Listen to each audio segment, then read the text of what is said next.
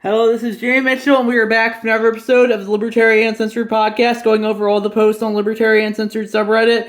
Let's get right into it. So first we have, young men are playing video games all day instead of getting jobs because they can mooch off for free healthcare, claims congressman. And that's from Yahoo.com, and it's a PC gamer article via Yahoo, I guess. And that was posted by Spare Simi, and they added, "I feed feral cats. Should we feed feral humans? How about TNR?"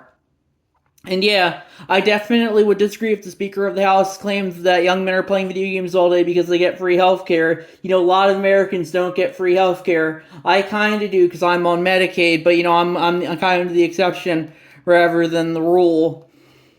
And yeah, I personally think, if young men just want to play video games all day, gamers aren't a demographic that I would disparage, especially because, a lot of gamers these days tend to be more on the right leaning than left leaning. And Speaker Mike Johnson should know that, Gamergate was one of the, I think, big things that helped Trump get elected, because that was one of the first things where people showed that they were able to fight back against official media narratives, and Trump kind of capitalized on that when he came in and said, well, you gotta question everything the media tells you. The media loved Trump until they suddenly hated him when he became the GOP nominee, and that just goes to show you how, gamers aren't a demographic you should be wanting to piss off, especially when, probably the reason Mike Johnson, Speaker of the House right now, is due to gamers and Gamergate, as I just mentioned. And that's my thoughts on that issue. Then we have, don't blame China for your problems. They rob you blind and you thank them for it. And that's posted from Donald Key, and that's cross post from the Fluent in Finance subreddit. And it looks like a clip from the Clem Iverson show. You don't need a trade war, but a revolution, the caption says. And I would agree with that. China's one to talk on that, though, because China definitely probably needs a revolution as well. I complain about the authoritarianism of the U.S. government a lot, but it's somehow even worse in a lot of other countries like China, with the Chinese communists in power, and they have a social credit system here. And that's why I think what we're seeing right now in the West, I call it the Chineseification of the West. That's not a demographic term.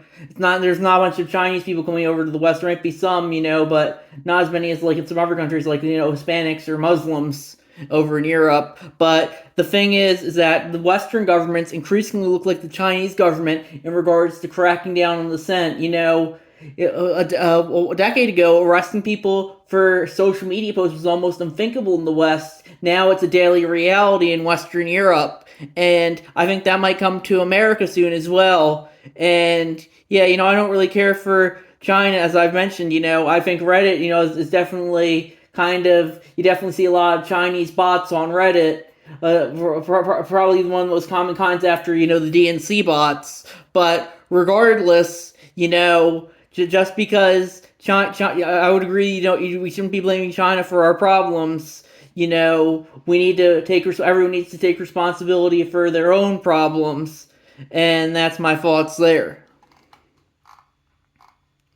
Then we have Trump's counterterrorism czar now saying that anyone advocating for due process for Kilmer Garcia is aiding and abetting a terrorist and could be looking at being federally charged, posted by Dr. 07, and that's cross post from the Law subreddit.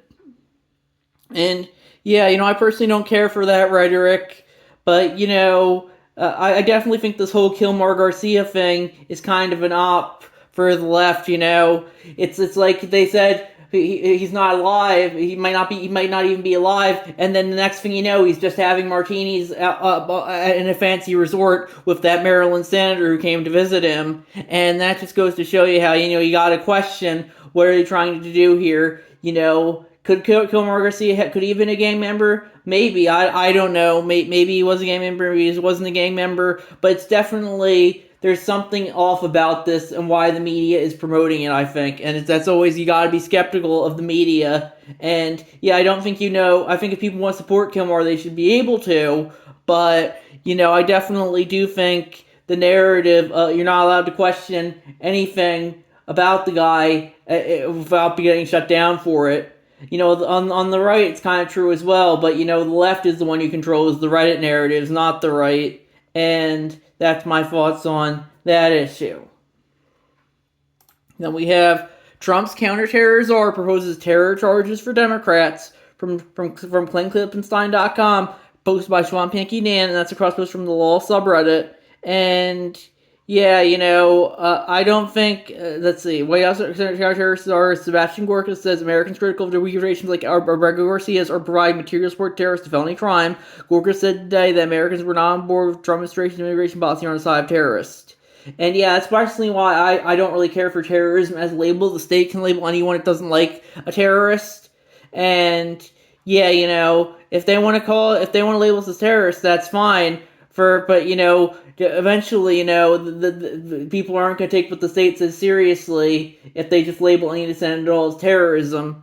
Normally that's more of a Democratic problem where they label anyone who dissents at all as Hitler, a Nazi, a fascist, etc., etc. But increasingly, the Republicans are kind of getting in on it as well. They say they're against cancel culture, but we'll try and cancel people if they say something bad about Trump or Israel, and they say they're for free speech, but then they say except for anti-Semitism, and it's a lot like people have teams rather than values. People will do whatever their team says, even if it goes against their supposed values, and yeah, that's not something I, as libertarian, particularly care for. Then we have U.S.-born men held in ICE under Florida's new anti-immigration law, from FloridaPhoenix.com, posted by LegioX. And yeah, I don't really care for the ICE holding U.S.-born citizens, but ultimately ICE has the legal monopoly on the legal use of force as a government agency, and sometimes they'll do things you don't like, and there's nothing you can do about it. Then we have U.S. FDA suspends food safety quality checks after staff cuts from Reuters.com, posted by Swamp Yankee Dan. And yeah, personally, I don't think the government should be inspecting food safety. I think that should be a private industry thing. The libertarian position is for general privatization rather than government doing stuff. So yeah, I definitely think the food companies should be inspecting themselves rather than having the government inspect them. But yeah, ultimately, if the government doesn't want to inspect food, I don't think it should be forced to if it doesn't want to. And people might say, oh, what about Upton Sinclair's The Jungle? Didn't that not work in the past? And yeah, it didn't work in the past, but just because, it might be something disgusting, it might be, food might be disgusting, might be disgusting and, and kind of, make you sick. That doesn't mean, it's an excuse for government authoritarianism. People are like, I'm against government authoritarianism, but it's okay when the government does good things with it. Like, a lot of people say, oh, I hate government authoritarianism, but they love one of their favorite presidents is a lot of the time Abraham Lincoln, a guy who used government authoritarianism very much more so than almost any other president. But he did it for what they deemed to be good reasons, so it was entirely justified. And that's my thoughts on that issue. Then we have Trump's FCC chair threatens Comcast, demands changes to NBC News coverage from ArsTechnica.com, posted by Donald Key. And that's a cross post from the LOL subreddit. And ultimately, I do think NBC is kind of DNC propaganda like Reddit is. But with that being said, if people want to be propaganda, they should be able to. I don't think the FCC should be determining what media is and what the media can and cannot say, even if, I don't personally care for it. I think the libertarian solution is to let NBC News fall on its own values. It seems to be falling rapidly along with the other, legacy media corporations, or sometimes like it's called mouth media, like ABC, CBS, CNN. They all seem to be heading down to the stinker where no one watches them anymore. Everyone's on social media instead. And that just goes to show you how, that they can, you don't need the force of the state to censor them. You just need to let them fail on their own merits. And that's my thoughts on that issue. Then we have Republican allowed into El Salvador prison as Democrat denied access from Newsweek.com, posted by Donald Key. And yeah, personally, I think, if the prison wants to allow anyone in, it should allow anyone in. But, I do think it's kind of hypocritical that they're only allowing members of their team in rather than the opposing team. But, it doesn't really matter, I would say. I think it's all just theater. This whole Kilmore Garcia, El Salvador prison stuff, I think it's all just might be a psyop to keep people distracted that Trump is pretty much running just another term of the Democrats as the president. He was a Democrat until as recently as 2009, but, pretty much everything he does is just, I think James Lindsay has the term the woke right, and I think, a lot of the right is increasingly, people are saying, oh, wokeness is dying. Well, I would argue increasingly Trump and his ilk are more on the woke side because, they say free speech, except for, but oh, we can't have free speech, the Democratic excuse is hate speech and misinformation, but the Republican excuse is anti-Semitism. It's the same when it comes to, as I said earlier, labeling anyone who dissents at all as like a terrorist, and the progressives would say, "Oh, Nazi," but increasingly, you just any dissent, they're just not being as accepting anymore since they have power. It's probably the Democrats are going to become more accepting now since they're out of power. But it's probably it's all just a show. They'll both screw you over regardless of who's in power. That's why they're pretty much a uniparty.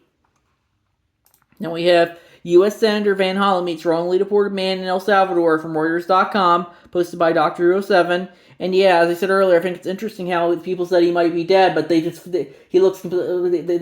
pictures and he looks completely fine, and they're at a fancy resort sipping on margaritas. I think the president of El Salvador tweeted about that. And yeah, it just goes to show you how something's off about this situation, I think. I think he might be a crisis actor. I think it all might be staged. You gotta question what is happening here, and that's my thought on that issue.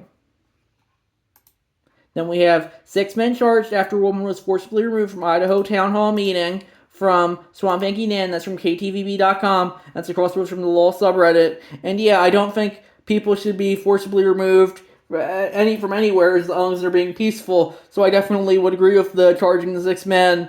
And, I personally don't really care for the legal system as on a whole, but that doesn't mean it can't do anything good. So I would agree that they probably did deserve to be charged. And that's my thoughts on that issue. And I think we're going to wrap it up there. I'll see you guys in the next episode. Bye.